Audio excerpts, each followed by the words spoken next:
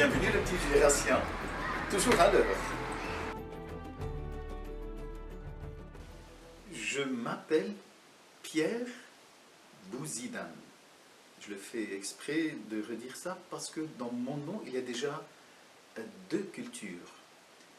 Par mon prénom, Bouzidane, ça veut dire que j'appartiens à une culture arabe, libanaise, qui a éduqué ma conscience, dans la littérature aussi, a enrichi mon entendement, et les goûts, les saveurs donc, ont contribué à ma personnalité. Donc le nom de famille, Bouzidane, dit mon appartenance à une culture arabe, et plus particulièrement au Liban.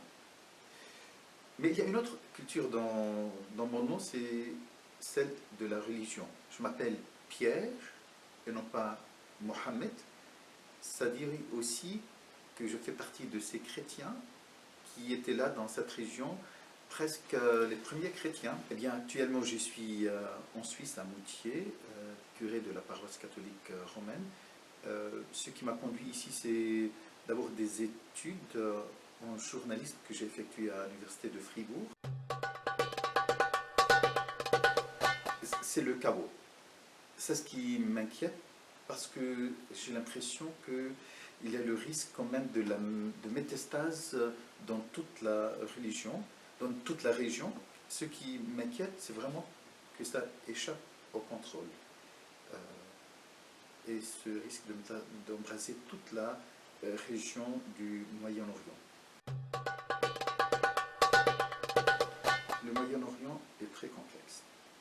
Si, à la fin de la conférence, vous dites que vous avez tout compris, c'est que j'ai mal expliqué. C'est vrai que cette situation au Proche-Orient, on ne peut pas l'expliquer, on peut la toucher, on peut éclairer, avoir quelques spots, quelques éclairages ici et là, mais je n'ai même pas la prétention d'aider à comprendre, parce que moi-même, donc, je comprends franchement beaucoup de choses qui m'échappent par rapport à cette situation, malgré que je suis tous les événements et puis toute la culture, et je lis beaucoup, mais donc la situation elle est très très complexe. Humblement, je vais essayer de donner quelques éclairages. Donc bien sûr, par rapport aux belligérants de la Syrie, parce que la Syrie c'est un compact de toute la complexité au Moyen-Orient avec le Liban. En Syrie, il y a d'un côté, bien sûr, tout le monde parle du régime Assad, qui est soutenu par l'armée syrienne. Il est aussi soutenu par les Alaouites, c'est-à-dire c'est une communauté, une confession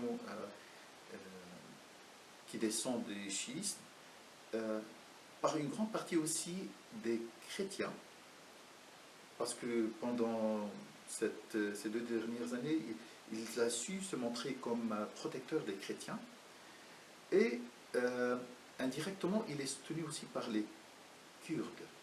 Donc, parce que, et il était intelligent, Assad, il a donné, juste au début de ce qu'on appelle la rébellion en Syrie, il a su donner une certaine autonomie aux Kurdes. C'est comme ça qu'il a pu avoir leur faveur. Donc, indirectement, il est soutenu aussi par les Kurdes. Je parle un peu d'une manière interne, donc, à la Syrie. De l'autre côté, il y a 3 grands mouvements. Il y a d'abord l'armée syrienne libre, qui était composée essentiellement de l'ancienne opposition au régime. C'est d'une manière, ils sont laïques, si j'ose dire, donc ils n'ont pas de connotation religieuse. Donc, et dans cette ancienne opposition, il y a donc, des chrétiens, il y a des musulmans. Il y a aussi le Conseil national syrien, et là c'est presque, si on ose dire, donc ils n'arrivent même pas à s'entendre entre eux, parce que c'est une création entre guillemets, si j'ose dire, turque, parce que c'est la Turquie qui a mis tout son point pour créer ce Conseil national syrien. Est-ce qu'il est représentatif? Donc il y a beaucoup de gens qui se posent la question. Donc, et il y a ce qu'on appelle les salafistes endurcis. Dans les salafistes endurcis, c'est eux qui font l'actualité maintenant, avec tout ce qu'ils font, avec les atrocités aussi qu'ils commettent autour d'eux. Donc, je crois qu'il y a ces deux côtés, donc il y a ces belligérants d'une manière un petit peu, grosso modo, un petit peu caricaturale. Et j'imagine qu'entre les deux, il y a toute la population donc, qui ne cherche qu'à vivre en paix. Donc elle est prise au piège entre ces deux, donc, ces deux camps. C'est une question à laquelle je n'ai pas de réponse parce que je crois eux-mêmes, ils ne savent pas ce qu'ils veulent. Déjà, Assad, donc tout ce qu'il veut peut-être maintenant maintenir son pouvoir, ou bien essayer de s'en sortir sans de complications pour son avenir personnel, donc pour lui. Et puis pour les opposants, je crois qu'ils n'ont pas une vision d'avenir. Donc tout ce qu'ils veulent, c'est déloger Assad. Donc, il n'y a pas un projet d'avenir pour la Syrie, parce qu'entre eux, donc aussi les opposants, ne sont pas d'accord sur quelle Syrie après Assad. Et Assad, donc, ce qu'il cherche actuellement, je crois, avec le moindre de dégâts, c'est de créer probablement donc, un avenir certain pour lui et une certaine continuité peut-être pour ceux et celles qui sont restés fidèles pour lui dans le pouvoir. Donc, la question actuellement, à travers tous les discours, ils ne pensent pas encore à la paix. Donc, tout ce qu'ils veulent actuellement, c'est gagner la guerre. Donc, il n'y a pas de projet d'avenir et c'est ce qui contribue un petit peu à cette situation chaotique pour tous et aussi pour les pays occidentaux. Donc, ils n'arrivent pas à comprendre on fait la guerre pourquoi. Eh bien, pour rien. C'est vrai que dans la situation actuelle, ni Assad ni les rebelles ne sont capables de briser l'équilibre. C'est ce qui fait que cette guerre donc, va continuer encore un peu en attendant de trouver une solution. Est-ce qu'il faut choisir entre Assad et les rebelles? Je crois que Assad c'est un dictateur.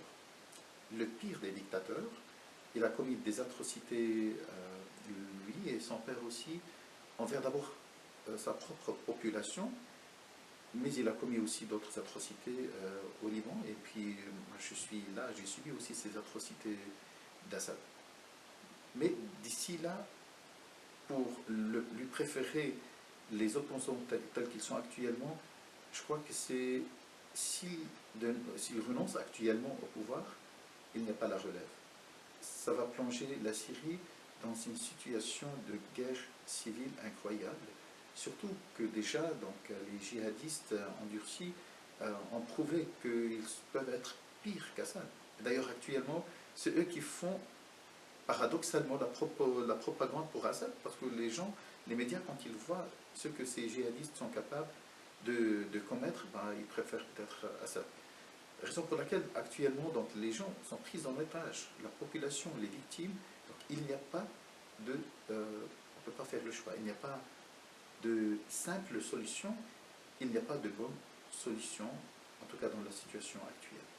On ne peut pas préférer entre deux mal, deux mots. La Syrie ne présente pas d'intérêt particulier par rapport aux ressources ou aux matières premières. Bon, ce n'est pas un pays qui a une énorme richesse en pétrole ou en matières premières. Par contre, il a un intérêt stratégique et géopolitique qui est très intéressant.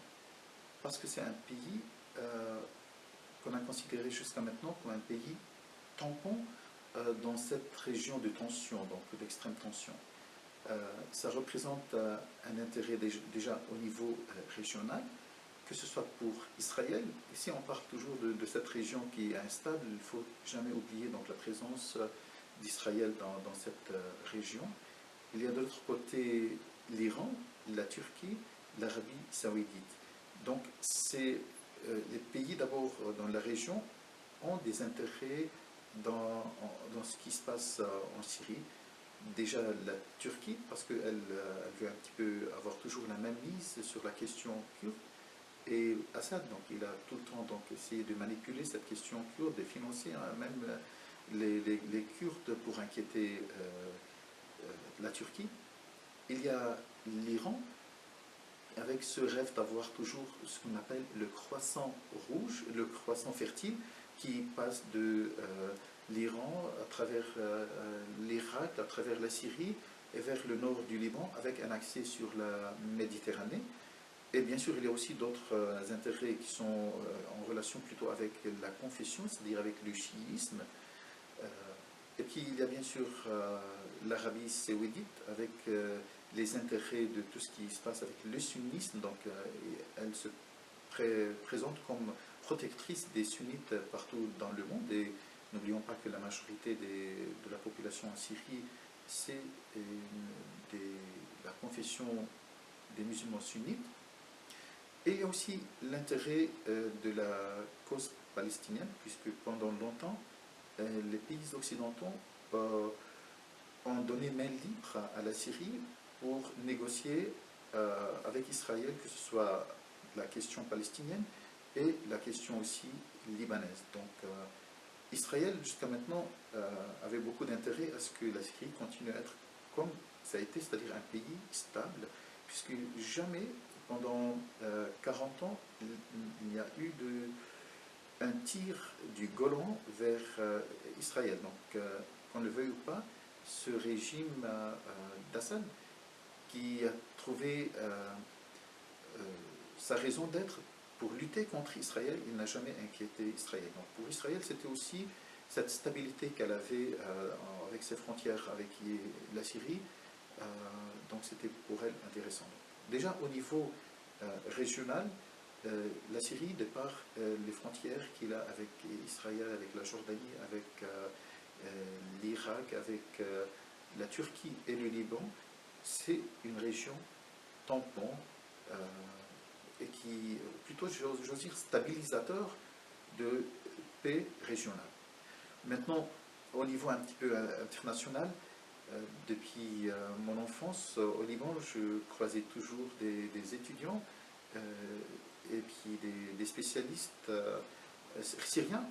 Eux, donc la Syrie depuis longtemps, tous les étudiants, elle les envoyait en Russie. Donc, si j'ose dire, la Russe, c'est l'allié stratégique des Syriens dans la région. Donc, ils ne vont pas lâcher prise, c'est quand même une zone d'influence.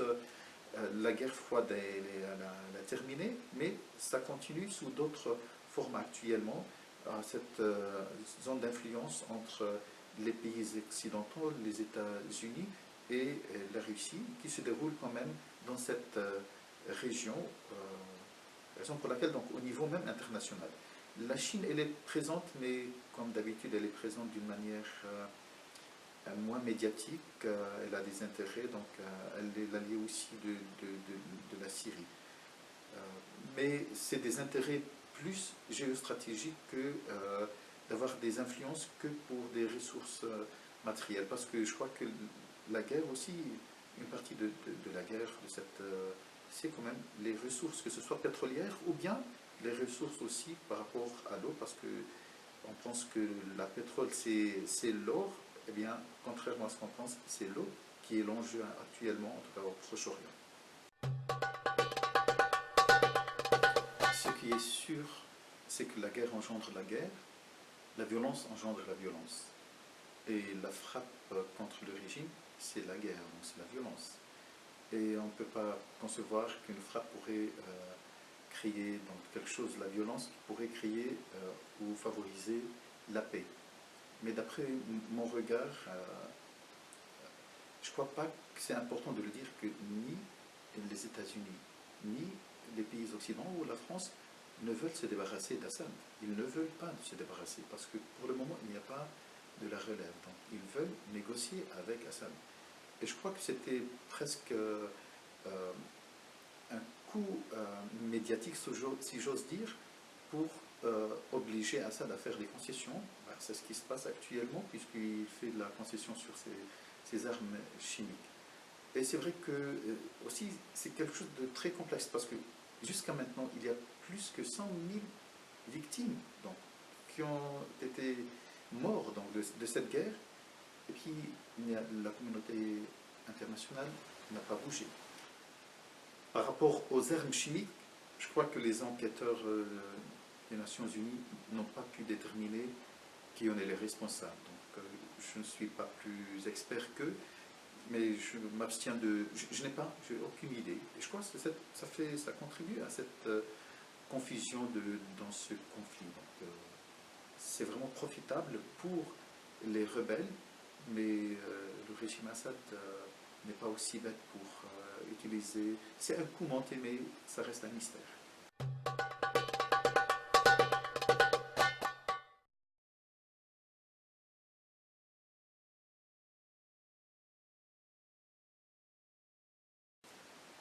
Merci d'avoir dit les œillères, c'est vrai.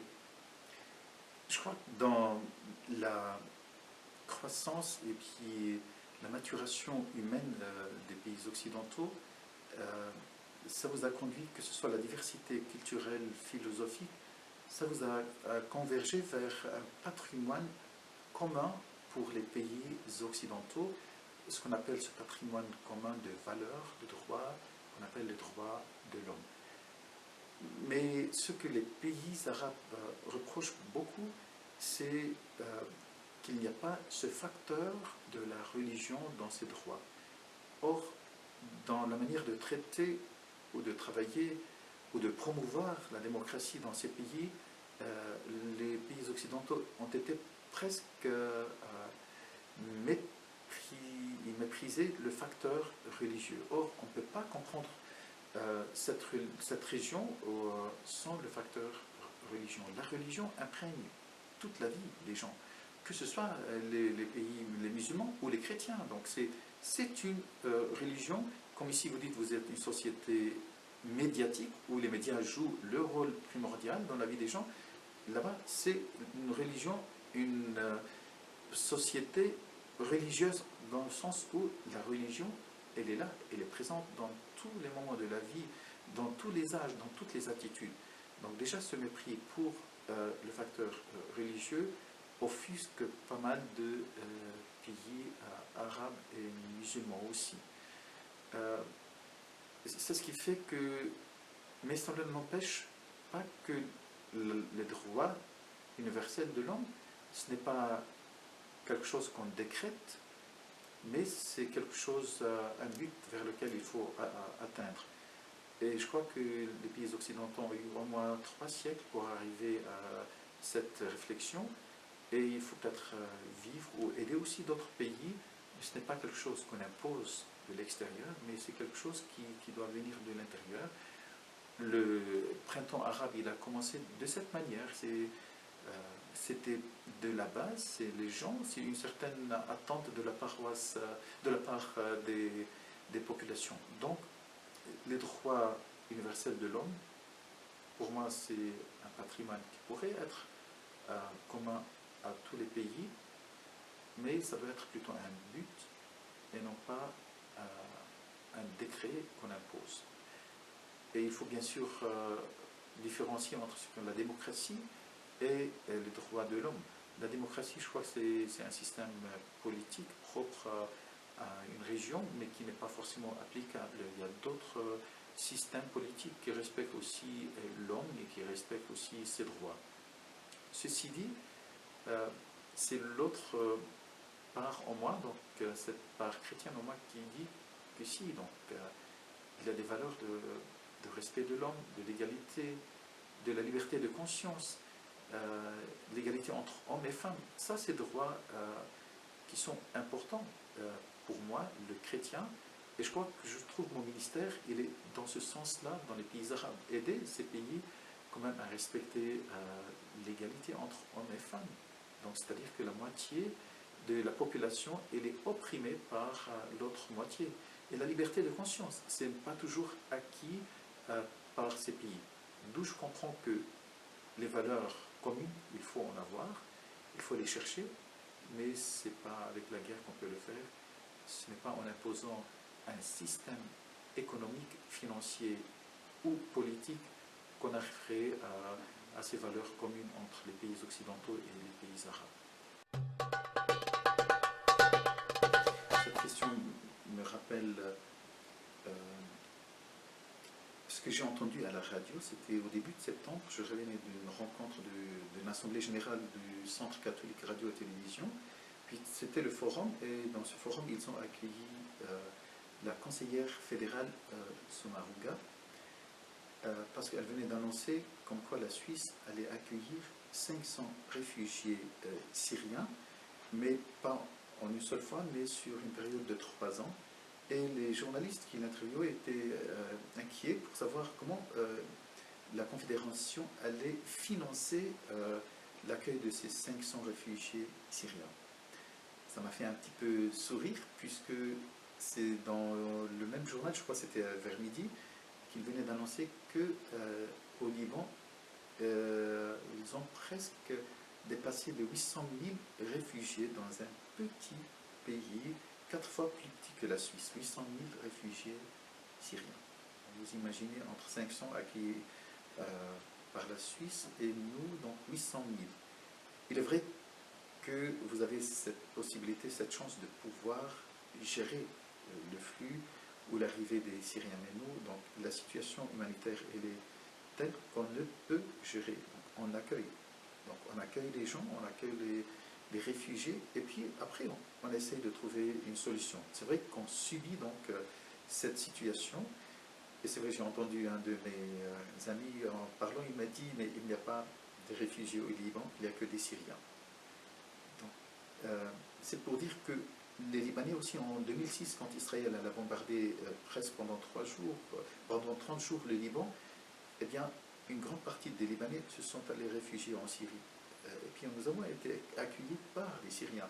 Je crois que c'était un devoir d'abord humanitaire des Libanais d'accueillir leurs frères et puis leur rendre pareil, c'est-à-dire accueillir toutes ces familles. Et surtout qu'il y a énormément des innocents, qu'il y a énormément de femmes, de victimes, donc des blessés. Donc ils sont accueillis chez nous. Donc c'est l'attitude.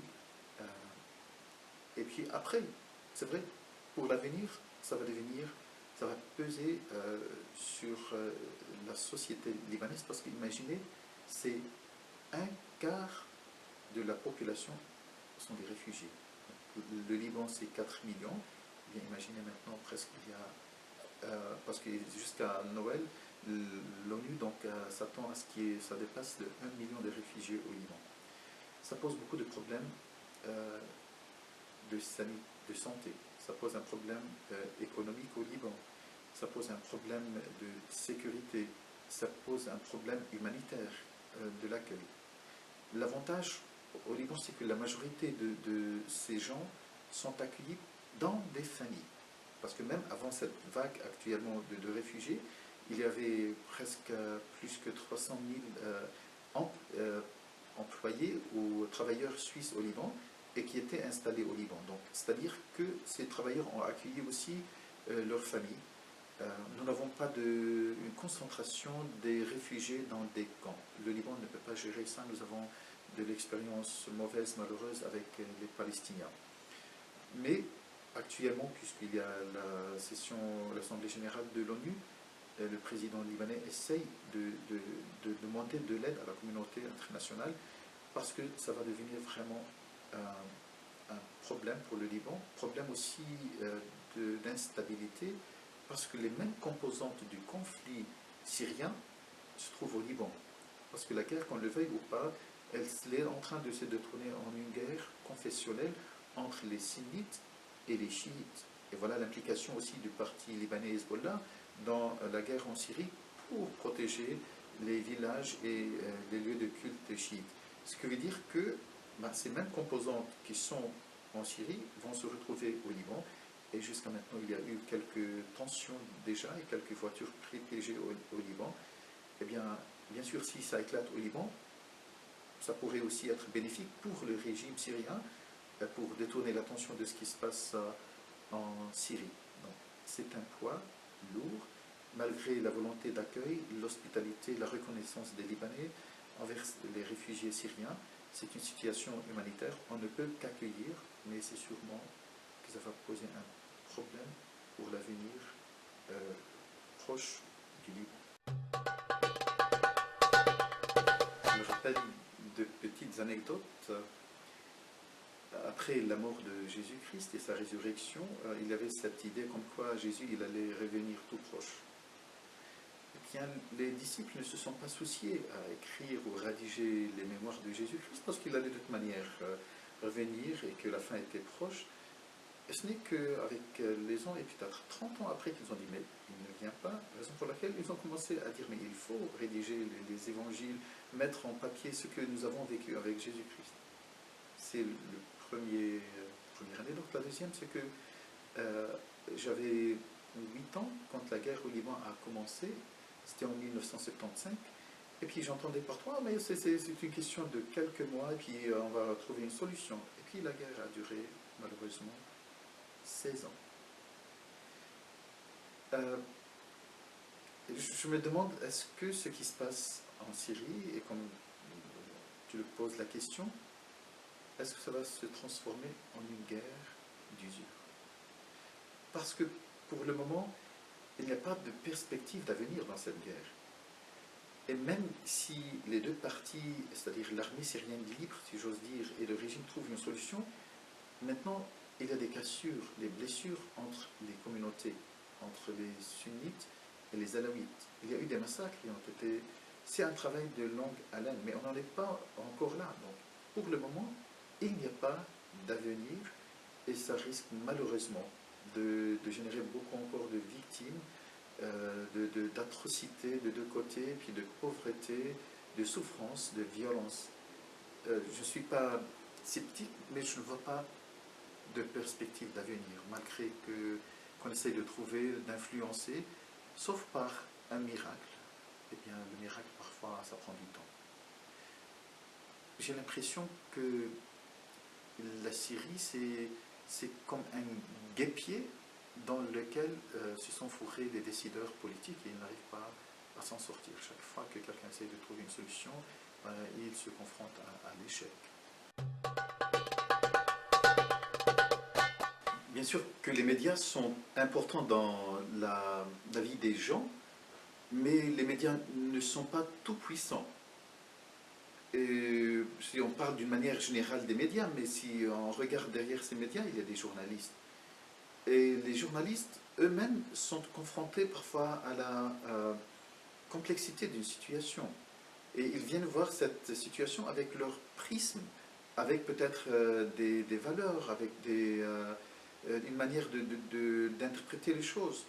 Or, dans ce qui se passe dans le monde politique, si j'ose, ou bien dans le monde économique et financier, c'est-à-dire c'est ce qui gouverne le monde, il n'y a pas de valeur. Donc, ce qui gouverne le monde, ce sont plus les intérêts. Et les journalistes, eux aussi, ils sont pris en piège dans ce rôle que leur impose peut-être une machine de guerre ou bien les gouvernements. Et puis ils essayent d'un autre côté de comprendre eux-mêmes et puis de présenter parfois à leurs lecteurs, à leur public. Et là où il y a le problème, c'est que parfois on passe de la simplification à la simplicité, ce qui fausse vraiment les événements ou leur manière aux gens de voir.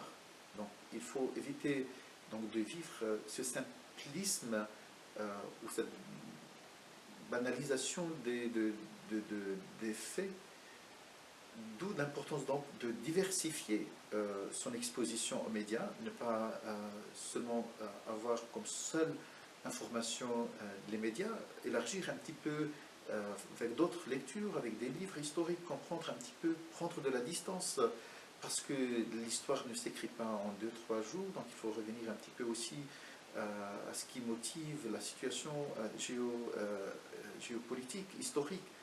Donc je crois, j'imagine parfois, désolé de le dire, mais j'imagine parfois que les journalistes eux-mêmes sont pris au piège. Ils expérimentent des situations difficiles, complexes, ils la voient avec leur prisme, avec leurs lunettes.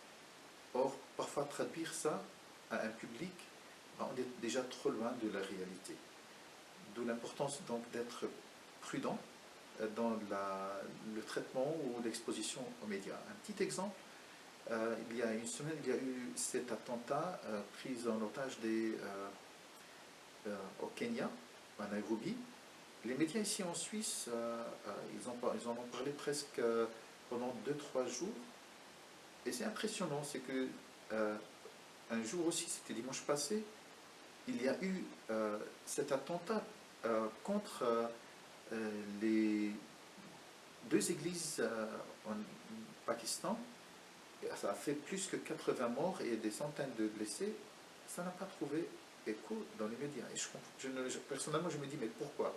Qu'est-ce qui fait qu'à Nairobi, avec 62 morts, donc en tout cas il y a une semaine, 62 morts, et puis on fait autant de tapage médiatique, et le dimanche, le même jour ou le lendemain, il y a eu cet attentat contre des chrétiens qui sortaient et qui a fait plus que 80 morts et des centaines, ça n'a pas eu d'effet.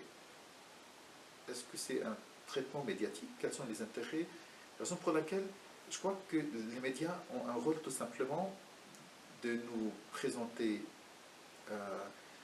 une actualité et de dire aux gens tout simplement, voilà, pendant un certain temps, il faut penser à cette actualité et il faut penser à cette actualité de cette manière. Donc c'est le pouvoir des médias en 2 choses, ce qu'on appelle agenda setting, donc ils nous imposent une actualité, et disons, voilà, pendant quelques mois, on va parler de quelques semaines, même pas quelques semaines, quelques jours, on va parler des prêtres pédophiles, et puis après on passe à autre chose.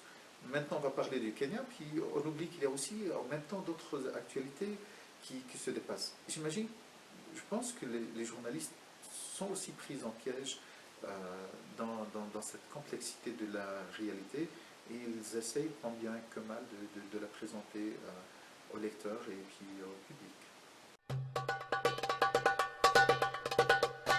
Je n'ai pas de conseils à dire, mais c'est tout simplement prendre conscience de la complexité de la situation, non seulement au Proche-Orient, mais la réalité en elle-même est complexe, et de diversifier sa culture, de diversifier son regard sur cette même actualité. Essayer de lire, d'aller creuser, parce que les médias n'ont pas de recul, n'ont pas de distance avec l'actualité. Il faut parfois avoir une grille d'interprétation et de cette réalité. D'où l'importance peut-être d'avoir un ami fidèle que sont les livres. Les livres, je crois, c'est une réflexion sur la réalité et peuvent apporter pas mal d'éclairage. Par rapport à la complexité, il ne faut pas avoir peur. Moi, en arrivant ici à Moutier, bien sûr en tant que prêtre, homme qui doit intervenir dans plusieurs assemblées publiques, on m'a expliqué un petit peu la question jurassienne. Et c'était intéressant comment les gens l'expliquent. Ils ont essayé de dire, ah bah oui, c'est catholique contre protestant. Et puis après ils ont dit, non, c'est des germanophones contre francophones. Et puis en vivant avec les gens, je trouve que la réalité, elle est autant complexe que celle au Proche-Orient. Il y a plusieurs facteurs. Donc en se méfiant un petit peu, parce que la vérité ne se trouve pas dans les grandes déclarations, mais la vérité se trouve souvent dans les nuances. Donc c'est apporter des nuances dans leur exposition aux grandes réalités qui nous sont imposées par les médias. Pour faire le lien avec la question d'avant, et je regarde et j'observe avec admiration ce qui se passe au niveau médiatique par rapport à la question jurassienne et les votations du 24 novembre. Et je trouve que c'est admirable. Donc de pouvoir vivre dans un pays démocratique où il y a un débat, un échange des idées, sans diaboliser l'autre, sans l'inquiéter physiquement. Ce que vous pouvez faire ici, j'imagine, c'est déjà apprécier la démocratie. Et je trouve que c'est admirable. Et surtout exercer non pas son droit, mais son devoir de vote. Parce que si on voit tout ce qui se passe dans les pays arabes, c'est pour avoir cette possibilité que vous, les Suisses, vous l'avez. Ce droit, ce devoir de vote, d'exprimer son opinion. Je trouve que ça, c'est déjà important. Et surtout, apprécier la paix. La paix sociale qui existe en Suisse, ça, c'est des choses admirables. Et je réponds directement à la question. C'est en appréciant ce que nous avons ici, en Suisse, au Jura, en exerçant la démocratie, que nous pouvons peut-être faire quelque chose pour la Syrie. Parce que parfois, il m'arrive de savoir que les gens relativisent les choses et puis ils ne prennent pas conscience de ce que vous avez. Et ça, c'est quelque chose de formidable. Donc, gardez ces valeurs que vous avez, les valeurs de l'accueil de l'autre, de l'altérité. Une autre chose aussi, on peut faire d'une manière générale, c'est être plus attentif un petit peu aux réfugiés. Parce que c'est vrai, je suis libanais, j'ai vu beaucoup de Libanais qui quittent le Liban, et puis j'ai cette réflexion que chaque être humain a droit de quitter son pays, mais c'est son pays qui doit le convaincre de rester. Or, malheureusement, est-ce que la Syrie ou certains pays convainquent leurs citoyens de rester? Eh bien, les citoyens partent parce qu'ils sont plus convaincus, ils sont inquiétés.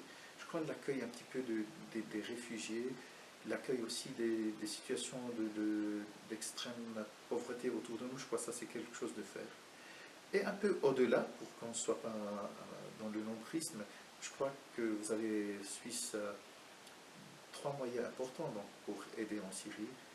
Vous avez la chaîne de bonheur, vous avez aussi la Croix-Rouge internationale, et au niveau un petit peu de l'Église catholique, il y a Caritas. Et ceux-là sont présents, en tout cas Caritas et Croix-Rouge internationale sont tous les deux présents en Syrie.